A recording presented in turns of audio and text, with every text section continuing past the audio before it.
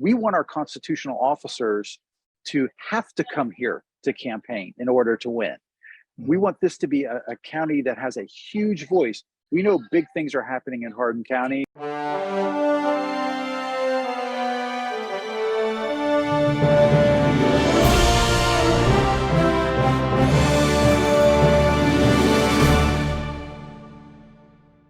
Hello, everyone, and welcome to the Jack and Terry Show.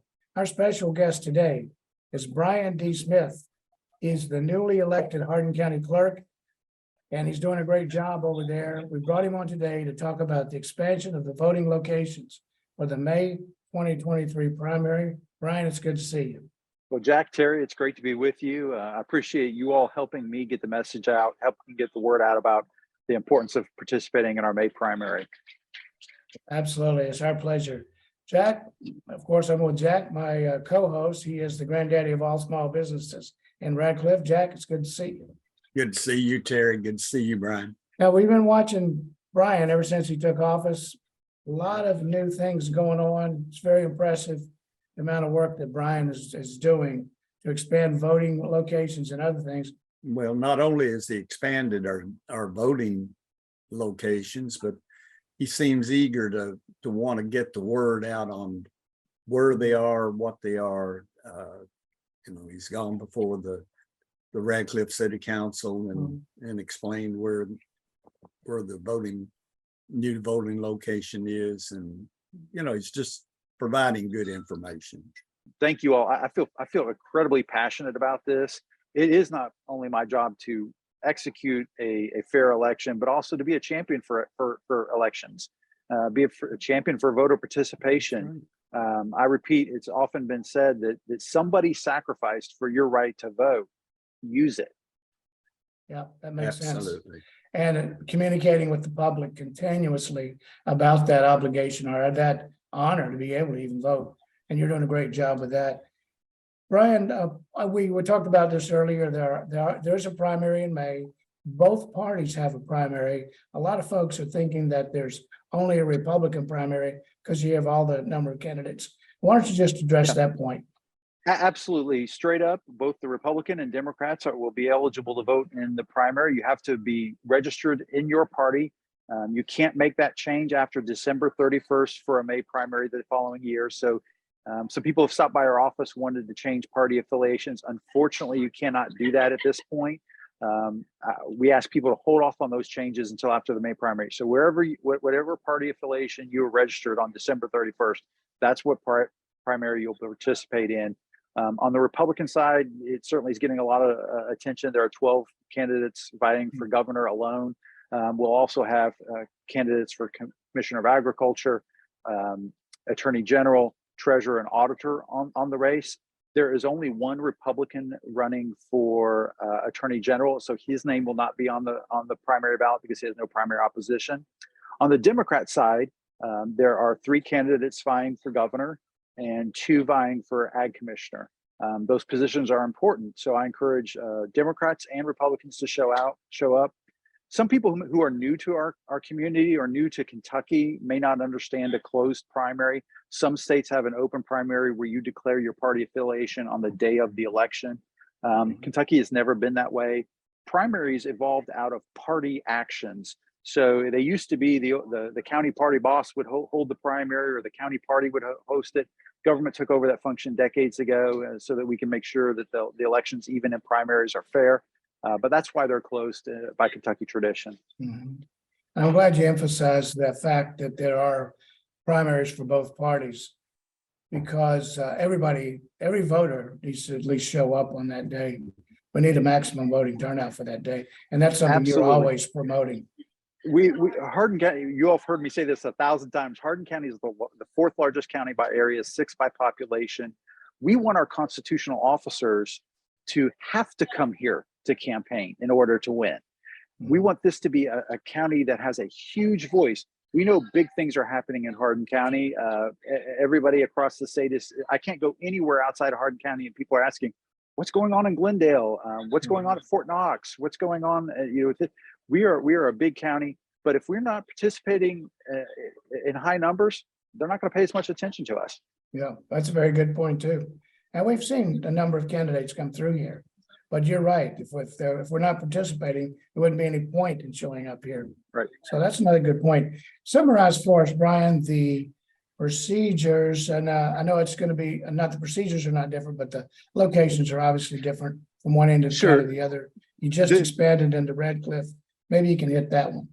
Yes, absolutely. We know that with COVID, the state law was changed to allow 3 days of early voting. That's the Thursday, Friday, and Saturday before the election. And so for this primary, it's May 11th, 12th, and 13th.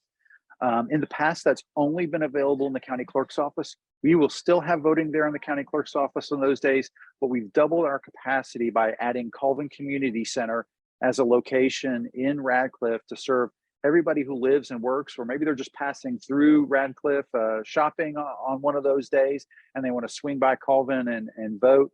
We encourage that. I have spoken to the Vine Grove, Radcliff, and West Point city councils. They've all been very supportive of this idea. I want to thank publicly Mayor J.J. Duvall, the Radcliff City Council, and the Radcliff City employees who are helping us use that facility to ensure voting. When you do early voting, if you've never done it before, it will look and feel just like election day voting. We're implementing poll workers. In the past, it's only been clerk staff that is doing that. Nope, we'll have poll workers. We'll have the same check-in procedure. You have to have your photo ID. You'll get the same ballot. It all works. Just those days are open for primary voting. And so in addition to that, we know there are a few folks who still need mail-in absentee ballots. So folks who qualify for that, they can contact our office, but the best way to get your absentee ballot is to use the website govoteky.com. There you can request an absentee ballot. You have until May 2nd to do that. We're going to the post office every morning with a big stack of absentee ballots. Earlier this week, we had our first military ballot returned. So our military who have Hardin County as their home of record are serving all over the world.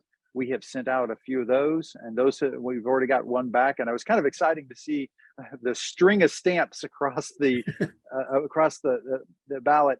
One thing I want to encourage folks: if you are doing mail-in ballot, you can bring the ballot to our office to return it if you don't want it to go through the postal service.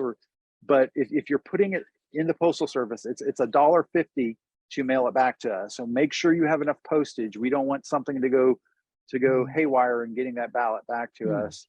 And then we've had for decades, we've had in-person absentee voting. We'll still have those days. Those are enshrined in law. There's 6 days those are available. It's going to be May 3rd, 4th, and 5th. That's a Wednesday through Friday. And then Monday, May 8th, Tuesday, May 9th, and Wednesday, May 10th. Those are 6 days those are folks, only the folks who can vote on those days are people who qualify for an absentee excuse. That means it's age, illness, or disability. Now, those specific terms are not defined in the law, so it is up to the voter. If the voter believes because of his or her age, illness, or disability that they cannot vote in person on the early no excuse voting or election day, we would love them to come in office. Again, it will be the same experience. You'll check in. I'll probably be right there at the door checking those folks in, and we're happy to accommodate those.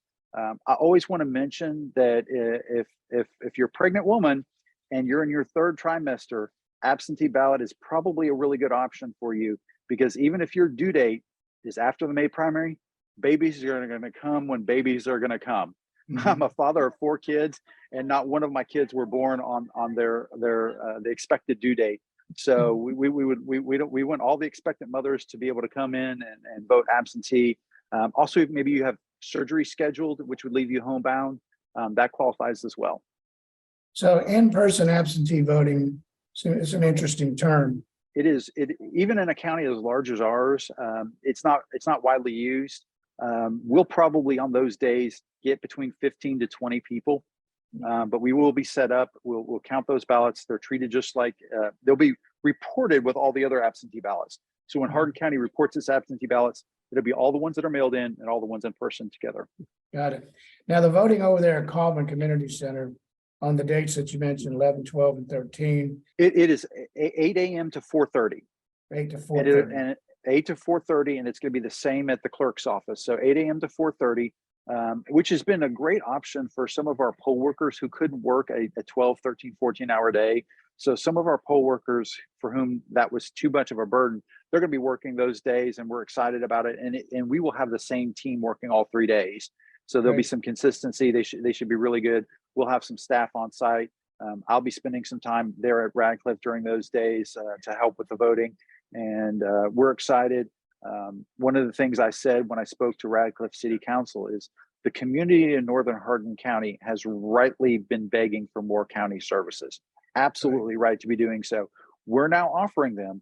It's now incumbent for the community to show up and use them. Absolutely. Good point. And also, this is a big advantage for West Point, big advantage for Fort Knox. Folks on Fort Knox, mostly civilians on Fort Knox, that need to go vote rather than going to the courthouse. Go right down here to call. It'll make it real simple. They're entitled to their vote leave, so they could actually just hop over and vote. And this isn't related to the clerk's office, but while you're in Radcliff, grab lunch, support one of the local businesses while you're there, and get your voting done, and then you won't have to stress and worry about what the lines may look like on election day. Yeah, makes sense. Well, before we give you the final word, let me just ask you this, Brian. You took over in that office. It's a very complex environment, a lot of details. And I was over there yesterday, a lot of new people in there, all doing a great job, all seem to know exactly what they're doing. So it seemed like you trained up some new people almost immediately. But what was the biggest surprise when you walked in? I've been asked that question a lot. What was the biggest surprise? I think there was no real big surprise. There were a lot of little surprises, and no criticism of the folks who've held the office prior to me. But I think it's helpful in any organization to take a fresh look of what we're doing, how we're doing it, and why we're doing it. And those are the questions I ask the staff. Why are we doing it this way? Is it if the only reason is that's the only that is because that's the way we've always done it? Always. I'm going to question. I'm going to dig in a little further. We're implementing some metrics. So before some of the things I'm changing are because we're seeing numbers. We're looking at the cost of doing things. There were some open positions when I took over. So I have hired 4 staff members, 3 on the vehicle registration side and 1 on the records side. They're all stellar employees, including 2 that are young. They're in their early 20s, and this is sort of their first grown-up job. And these young ladies have learned incredibly fast. One is a E-Town High School graduate. The other is a Central Hardin graduate. And I can say that both our city and county school districts prepared them well for a job in the real world. One of those young ladies just bought her first house, and I'm so proud of her and so excited of her. To be 20 years old and to buy your first house, she'll have that paid off when most people are only halfway through paying off their mortgage. So kudos to her. They are learning great. There are certain days of the week and days of the month when the lines get a little longer. The first week of the month and the last week of the month, things are a little bit busier. So I just ask for folks to be patient with us. You can see from my background, I'm actually not in my office today. County clerks are required to go through 40 hours of training a year. So I've spent the last day and a half with my fellow county clerks and training, getting some training hours and learning more about how we can improve our offices. The Clerks Association is a wonderful group. There's a lot of camaraderie, a lot of sharing information, supporting one another. Not a single clerk in this state hoards information. We're all about supporting one another. Yeah, that makes sense. Yeah, when we were up there yesterday doing a couple of things at the clerk's office, one of the interesting things I saw over there now, Jack, and this particular day, there was a long line, but there was a representative from the clerk's office directing people, basically directing traffic. And if they could put them in a to the position various to get out of there windows. quicker, they did it. That's amazing. That takes extra effort. Absolutely. And a lot of days that's me playing traffic cop to experts to actually do the work. But we have basically 2 track. That's really, if you think about the grocery store, there's an express line, and there's the first thing you can do is go walk into Kroger and all you want is a gallon of milk, and you're stuck behind. Yeah, And so some of the transactions take a little standard line, but if you're just doing a vehicle, your standard registration renewal or a lien release for Hardin County, All three of those transactions are fast track. Those move pretty quickly usually. Sometimes there's a hiccup, but we try to get people in and out, back to their regular schedule as quickly as possible. This has been spring break week, so we see a lot of kids waiting in line with their parents and grandparents. Every one of those kids that I see, if I catch them in my office, I give them an "I voted" sticker. Not because they voted, but I give it to them and I make them promise, when you turn 18, you need to come back to the clerk's office and register to vote. Yeah, yeah. There's a lot of energy over there. I was there yesterday, as I said. It's a lot of energy. A lot of young people working there, doing a great job. They're very positive about their role. And they're very courteous to people. That's another thing. They've been really great. My role as clerk is to model that for them. I need to be modeling how we treat the people who come into the office. Look, That's at right. the bottom line, you're in there because you're paying some kind of tax, and it's not a lot of fun. Nobody likes writing that check. I don't like writing the check, but how we treat you in that transaction really matters. And so I try to be the example for the staff.